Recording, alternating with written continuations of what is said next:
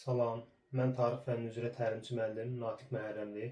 Onlayn dərslərimizə qoşulmaq istəyənlər qeyd olunan nömrələrə müraciət edə bilərlər. Biz sizlə bugün 7-ci dərsimiz olan Azərbaycan eradan əvvəl 7-4-cü əsrlərdə mövzusuna baxacağıq. Gördüyünüz kimi sxem formasında mən 4 hissəyə ayırmışam mövzunu. Kimerlər, İskitlər, Midiya Bəhmənilər. İlk öncə gələk Azərbaycana ilk Oğuz Türk axınları olan Kimer, İskit, Sak tayfalarının axınları haqqında danışmağa.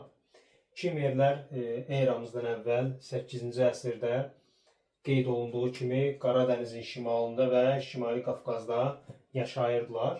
Bir müddət keçəndən sonra 7-ci əsrin birinci yarısında Cənubi Qafqaza demək köç edirlər. Cənubi Qafqaza köç edirlər və Cənubi Qafqazda da əsasən iki istiqamətə bölünürlər. Bir hissəsi Kiçik Asiyaya doğru hərəkət edir, digər hissəsi də Manna ərazisində məskunlaşır.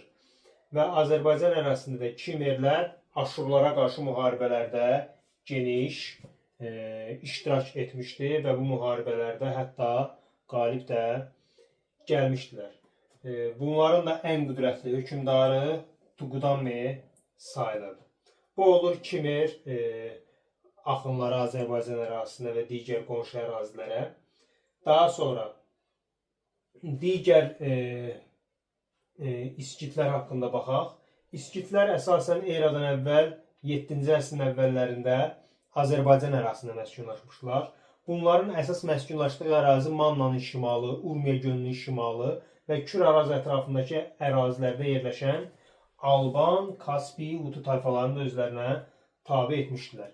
Və bunlar burada İskit padşahlığını qurmuşlar. 7-ci əsrin əvvəllərində və yaxud da 70-ci illərdə deyə bilərik. Ahşerinin təzə hakimiyyətə gəldiyi dövrlərdə. Və bu İskit şahlığında belə deyək də Aşur mənbələrini İşquzlar adlandırırdılar. Daha sonra ən qüdrətli hökmdarı hesab olunur İşbakay. İşbakayın dövrü ilə bağlı yeni kitablarda kifayət qədər məlumat var. Testlərdə də tez-tez rastlaşırıq biz.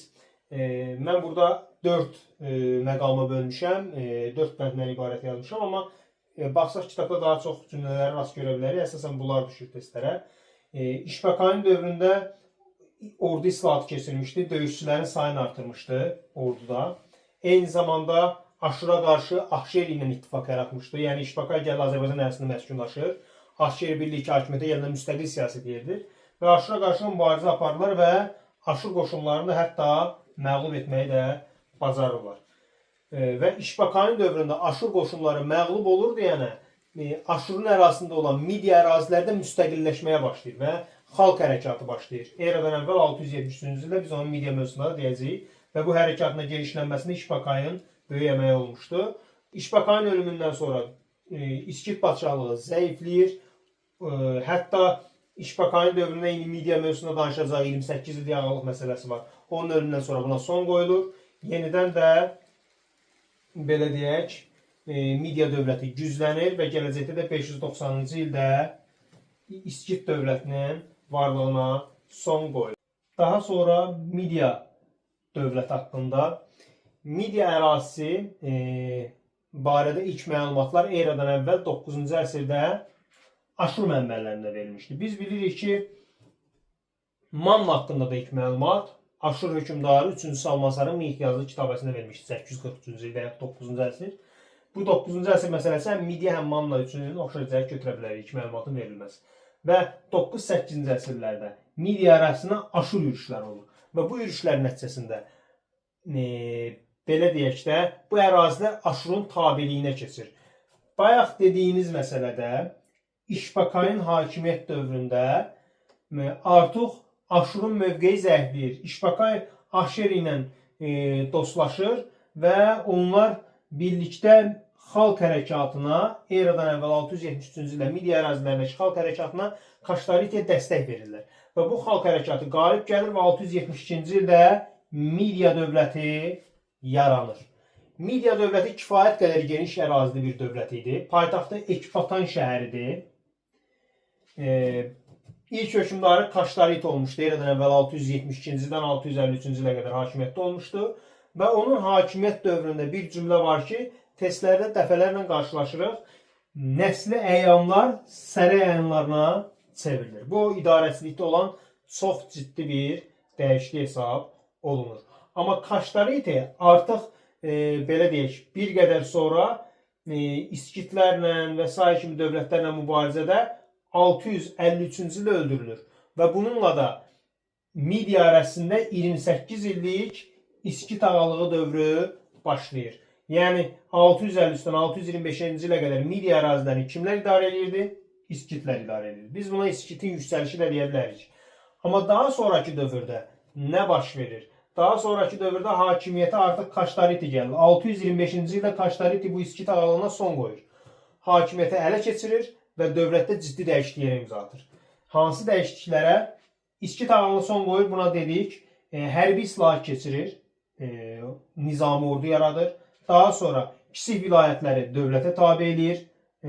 Biz bunu demişik, oxşar cəhət kimi Lulubi hökmdarı İmmaşqundan, daha sonra Fəzli bin Məhəmmədlə Şəddadiləri də oxşar cəhət kimi götürə bilərik.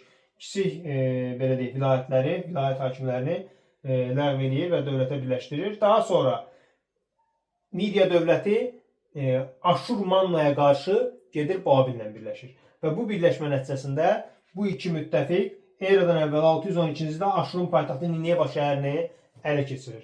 Və Ninevada Aslanlar yuvası adlanırdı. Artıq paytaxtını itirəndən sonra Aşur dövləti zəifləyir və 605-ci ildə onun varlığına Midiya son qoyur. Və ardınca da Manna, İskit, Urartuya eradan əvvəl 590-cı ildə son qoyulur. Bir növ desək, Midiya dövləti 4 dövlətin varlığına son qoyur. Daha sonra eradan əvvəl 585-ci ildən 550-ci ilə qədər də dövləti idarə edir Astiyaq.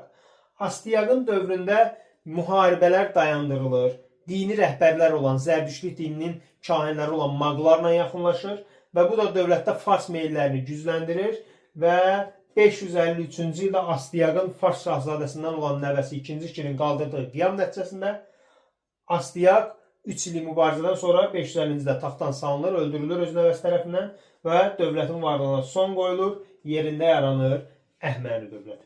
Əhəməni dövləti eradan əvvəl 550-ci ildə yarandı. Midiyanın paytaxtı dediyi Ekbatan şəhəridir.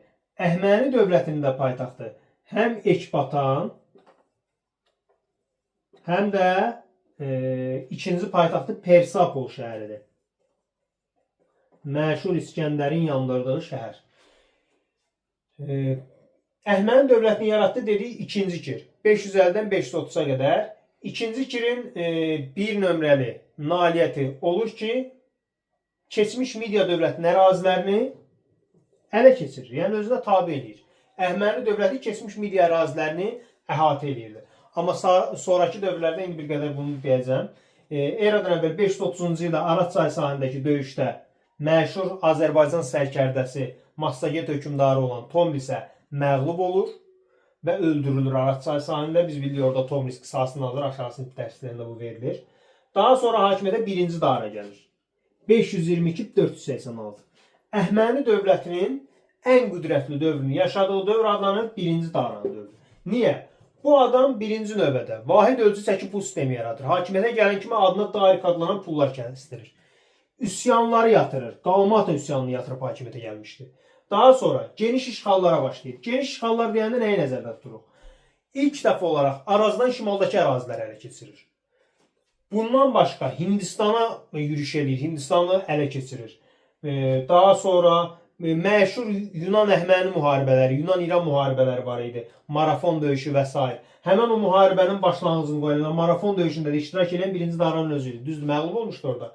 Amma Kiçik Asiyada bəzi əraziləri ələ keçirmişdi. Yəni 1-ci Daranın dövründə dövlət özünün ən qüdrətli dövrünü yaşayır deyə bilərik və dövlətin ərazisində 20 satraplığa bölmüşdü. Satraplıqlara bölür və satraplıqlarda satrap idarə edirdi. Bir növ desək, bu termin olaraq fərqli bizə görsənsə də mahiyyət olaraq elə canişinlik deyə bilərik biz buna.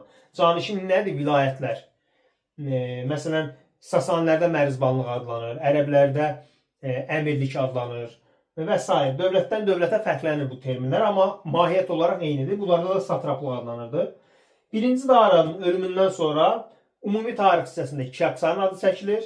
Məşhur o Fermopil və s. döyüşlərdə Amma Azərbaycan tarix hissəsində onları demirik. Gəlirik ən sonuncu hökmdarın 3-cü Daranın dövrünə. 3-cü Darada eradan əvvəl 4-cü əsrin ikinci yarısında, kitabda olmasa da deyim, tam dəqiqlik eradan əvvəl 336-cı ildə hakimiyyətə gəlmişdi və 330-cu ildə də hakimiyyətdən belə deyək, salınır. 3-cü Daranda ən böyük belə deyək, tarixdə yadda qalan hadisəsi məşhur Qavqamel döyüşüdür. Eradan əvvəl 331-ci ildə Makedoniyalı İskəndərin şərqə yürüşü nəticəsində 3-cü Dara İskəndərlə qarşılaşır və bu döyüşdə İskəndər 3-cü Daranı məğlub eləyir. 3-cü Darada özü də vaxtı ikən Bakteriya satrap olmuşdu. Sonradan hakimiyyətə gətirilmişdi və qaçır elə öz belə deyək, keçmiş doğulduğu və hakim olduğu əraziyə və orada da elə ondan sonra seçilmiş Bakteriya satrapı Bes tərəfindən öldürülür. O özü üçün təhlükə hesab edir də Daranın oraya gəlişini. Və 3-cü Dara 330-cu ildə öldürülür və İskəndər 330-cu ildə gəlir məşhur Persapol şəhərini ələ keçirir. Əhəmənilərin ikinci paytaxtı Persapol şəhərini yandırılır. Orada da ilk Avestanın ilkin variantda məhv olur və Əhəməni dövlətdə süquta uğrayır. Din olaraq dedik ki, Əsən ateşpərəstlik dininə, Zərdüştlük dininə sitayiş edirdilər. Məşhur kitabı Avesta dedik, 12.000 öküz dərisi üzərində yazmışdı və s. Bu da bunlar haqqında məlumat. Əsas məqamlar bunlar.